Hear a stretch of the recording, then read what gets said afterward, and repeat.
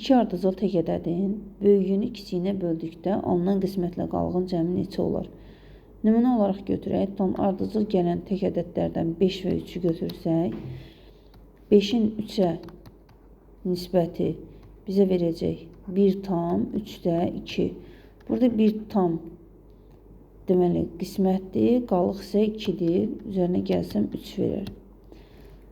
Digər tərəfdən başqa birini yoxlasaq, məsəl üçün 9-un 7-yə nisbəti yenə 1 tam eləyir. Yenə 7-də 2 qalıq qalır və 1 ilə də 2-ni toplasaq, bu dəfə yenə 3 edər.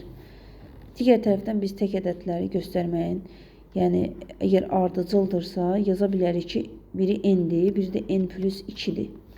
Və n plus 2-ni biz n-ə bölsək, burada deməli n-ə tam bölünür, 1 düşür və 2 də n-ə bölünmədiyi üçün elə 2 bölü n şəklində qalır.